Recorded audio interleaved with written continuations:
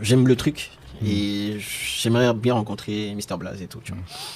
Donc, il m'a dit de lui envoyer quelques sons. Je lui ai envoyé des sons. Et avant ça, j'étais passé par un grand dos à moi. Un grand dos à moi qui m'a introduit directement à Blaze. Et du coup, ça s'est vite passé. Blaze m'a appelé à la maison, faire un freestyle. J'étais grave stressé en ce temps. Mais quand tu rencontres Blaze, parce que Blaze, à ce moment-là, c'est une légende du... Grave, c'est le dieu du rap au Bénin. 2013. Ouais. Je pense 2013-2014. Ouais. Donc, quand tu le rencontres, comment tu te sens?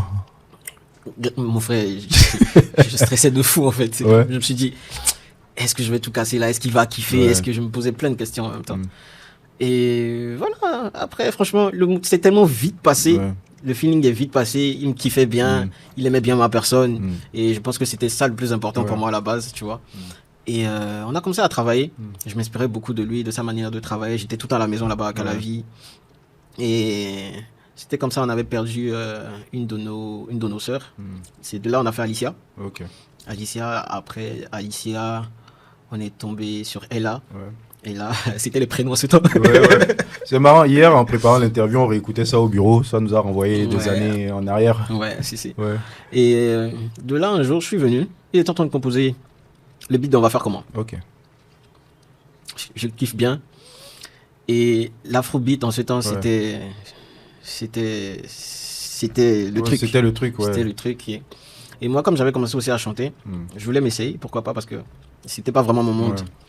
Donc, il m'a dit, écoute, on va essayer un truc comme ça. On va voir ce que ça va donner et tout. Donc, on est parti chez Home, un ingénieur de son, beatmaker qui était dans Calavi, un ami à moi avec qui je travaillais. On va, direct, il met le beat. On a commencé à trouver les paroles, tac. En 1-2 heures, on a fini le son. C'était bouclé. J'ai mis De Jésus. Et De Jésus, en fait, c'est mon frère, il est pasteur, il s'appelle Yann, mon demi-frère. Et une fois, il est rentré, il vit aux États-Unis, il est rentré, il m'a dit, il m'appelait comme ça, il fait Fanique de Jésus, c'est comment? J'ai grave kiffé.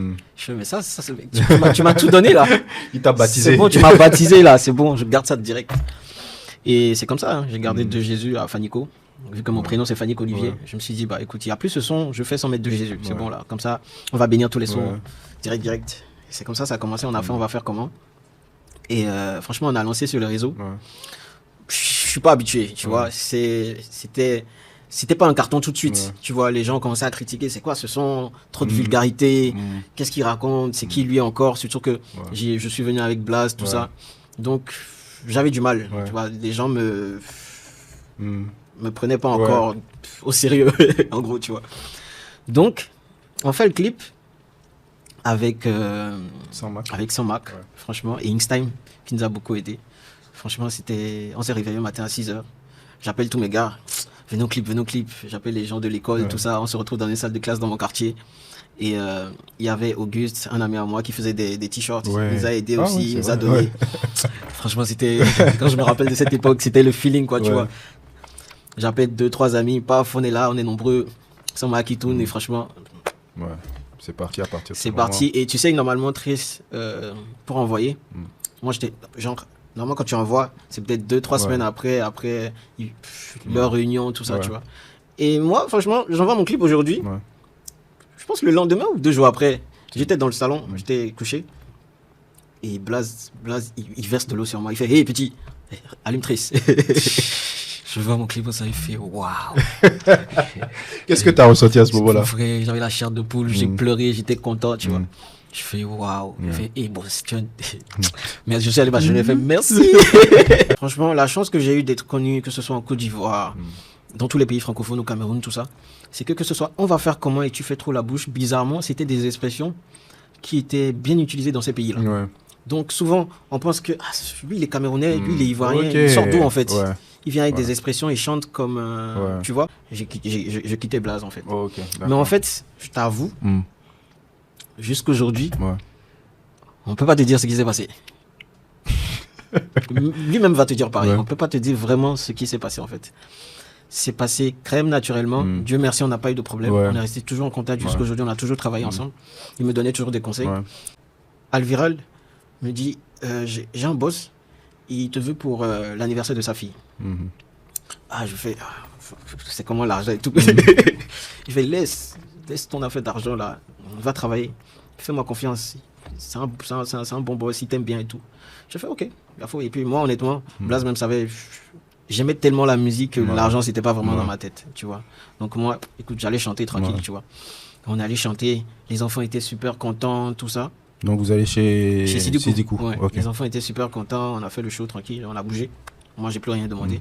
Et je pense que le lendemain ou 2 jours après, Sidikou nous a appelé, au bureau. Ouais. Et franchement, c'est là il me dit, j'aime bien ta musique. Écoute, pourquoi on crée pas un label ensemble? Alviral qui sera ton manager, moi je suis le producteur. C'est comme ça on a vu le truc. On a Blue Diamond c'est sorti. Blue Diamond c'est juste comme ça, sur mesure pour toi juste, en fait, de base. Juste comme ça. Et c'est de Blue Diamond on a commencé à créer vraiment le label, à structurer tout. Et c'est parti. C'est parti, tu vois. Quand tu dis c'était le moment, Fanico, tu ne rentres jamais dans les détails. Qu'est-ce qui s'est passé avec Blue Diamond? Ce sont les questions que le game se pose. En vrai. Ton contrat était arrivé à terme? Mon contrat arrivait tout le temps à terme et on renouvelait. Ok. Tout le temps on renouvelait, j'avais pas de problème. Tout se passait super bien. Mais tu sais, moi, comme je t'ai dit, je suis un bosseur. Moi, je veux toujours... Tu vois, je veux toujours... la nouveauté, je veux toujours... Pour toi, c'est changer d'équipe, c'est un moyen de te renouveler, c'est ça, en vrai. De te remettre sur le marché, parce que tu sais, avec une nouvelle proposition, c'est ça? On ne change pas l'équipe qui gagne, clairement, tu vois. Que ce soit avec Blaze, que ce soit avec Blue Diamond, j'ai eu des expériences de fou, j'ai appris, tu vois. J'aime essayer, en fait. Là, tu estimais qu'avec Blue Diamond, le cycle avait été bouclé. Ça a été bouclé. Franchement, on a fait ça. Non, vous avez fait ça. On a fait tellement, et chapeau à Alviral, à Monsieur Sidikou, lui qui n'était carrément pas dans cette histoire de musique. Quand on commençait, c'est votre monde, vous faites votre truc. Et franchement, petit à petit, il a commencé à grave kiffer. Tu vois, le boss même ce son-là, j'aime beaucoup. On est obligé de lui envoyer ça. C'est lui qui donne les décisions. Maintenant, il a commencé à grave kiffer les trucs. On partait en studio, on se souvent ensemble, tu vois. Et là, j'ai dit à mon gars, écoute, franchement, pourquoi on travaille? J'ai un nouveau son.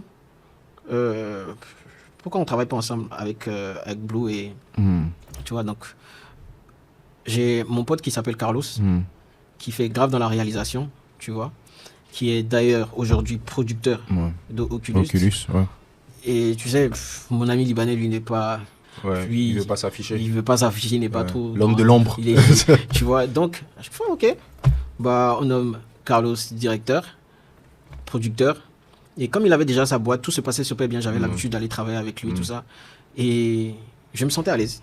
C'est ma famille, c'est mes frères. Et il fallait maintenant qu'on construise quelque chose de nouveau. Vu que c'est un tout nouveau label. C'est vrai qu'il y avait des artistes avant moi, dont Enza. Et moi, je viens suivre. Après, Renoir vient, tout ça. Et là, on est vraiment en train de bâtir, comme on l'a fait avec Blue Diamond. C'est petit à petit jusqu'à ce que ça explose. Là, on est juste à 1 année. Je sais que là, en 1 année, je pense qu'on a fait... Franchement, ce qu'on a fait, c'est énorme. Le label est jeune, mais il y a énormément d'ambition. Et je sais que dans 2, 3, 4, 5, 6... Moi, je vais encore faire 10 ans. Là, je te dis, je vais faire 10 ans. Et on fera de grands trucs. Okay. Voilà les amis, c'était Fanico de Jésus qui a donné un peu les détails sur son parcours, sa carrière, comment les choses ont commencé du début jusqu'à aujourd'hui où nous sommes actuellement. Depuis les collèges, quand il a commencé la musique, comment ça s'est passé jusqu'à ce qu'il se retrouve avec Mr Blaze, de Mr Blaze à Blue Diamond et de Blue Diamond à aujourd'hui avec sa nouvelle maison de production. Mettez dans les commentaires ce que vous en pensez à travers son histoire, chers amis. Et n'oubliez surtout pas de liker la vidéo, de vous abonner et d'activer la cloche de notification pour ne plus manquer une autre publication. Ciao.